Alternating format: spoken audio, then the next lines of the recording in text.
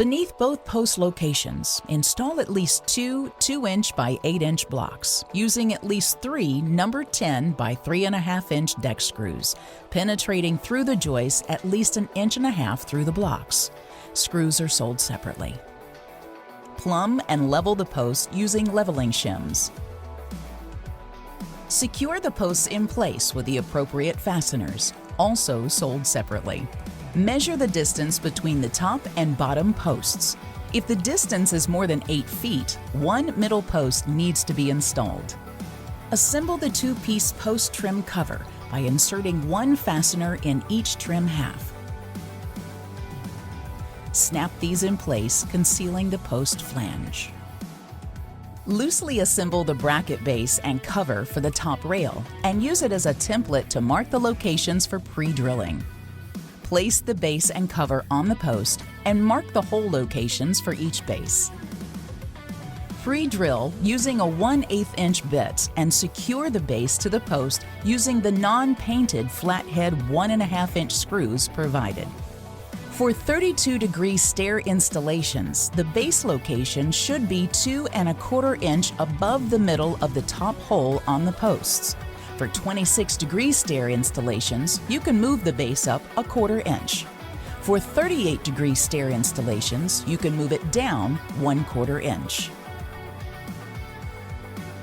Temporarily assemble the top stair brackets. Slide the top stair brackets into the bracket base, align the cover, and fasten all of them together using the hinge bolt provided.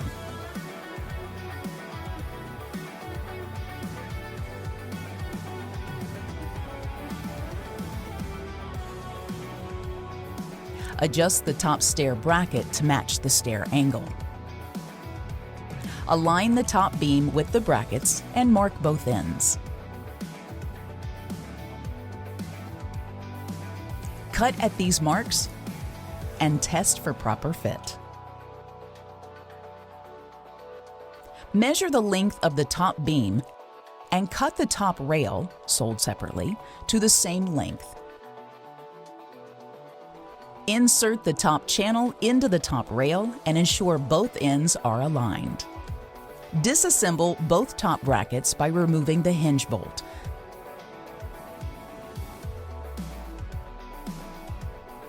Align the stair bracket with the rail end.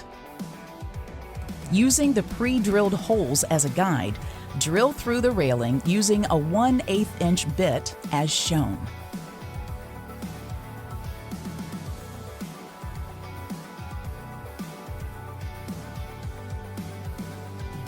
Press the top rail covers on both ends of the top rail. Slide the top stair brackets in place at the top rail ends. Ensure that the top rail covers nest into the grooves of the brackets. Align the bracket, the top rail, and its cover. For each bracket, drive 2 number 8 by 1 5/8 inch painted panhead screws through the pre-drilled holes, locking the bracket, top channel, and top rail together. After the top rail is secured on both ends, slide the brackets into the bases on the posts and lock the assembly using the base covers and hinge bolts provided. Attach the mid-rail support to the beam base using 2 number 10 by 1 inch flathead screws.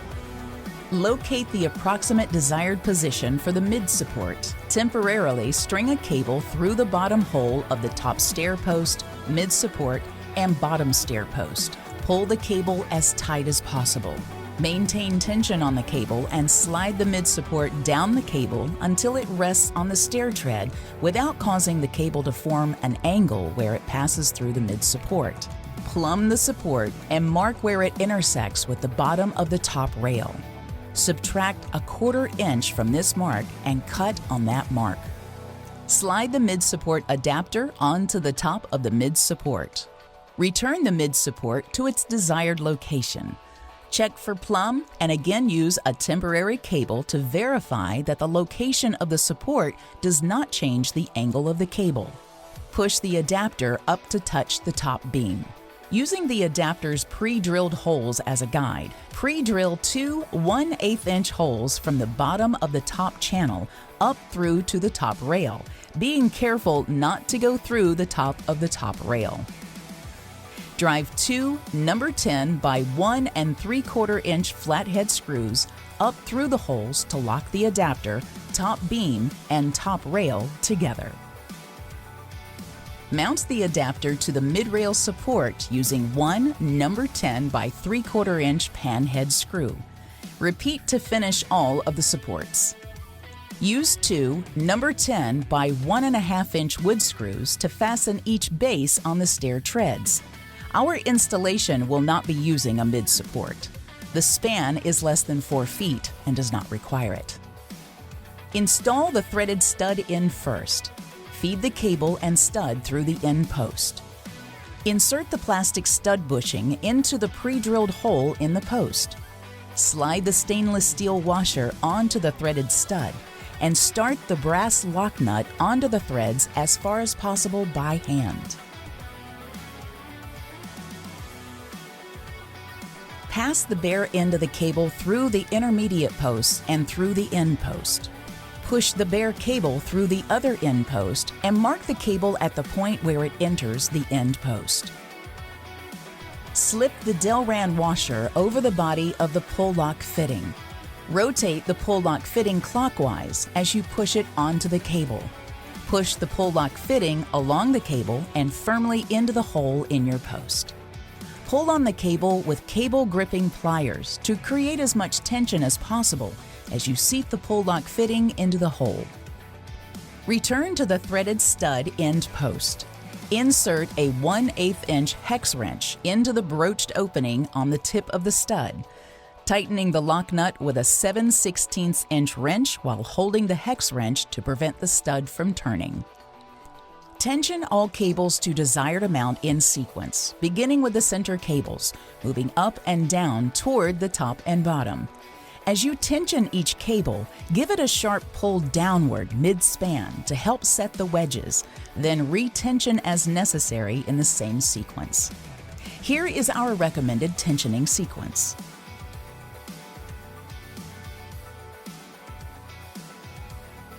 At both ends of the run, you are going to create a sharp bend in the cable where it exits the post by placing a block of wood for protection of the post on the cable next to the post at the face of each post and striking it with a hammer. When all of the cables are tight, cut off any exposed thread as near to the lock nut as possible by using a cutoff wheel or hacksaw. Twist the cap over the lock nut. Return to the swageless terminal. Cut the cable flush with the hole in the back of the fitting using a cutoff wheel. Twist the cap into the lip of the pull lock fitting. Complete your installation by installing post caps.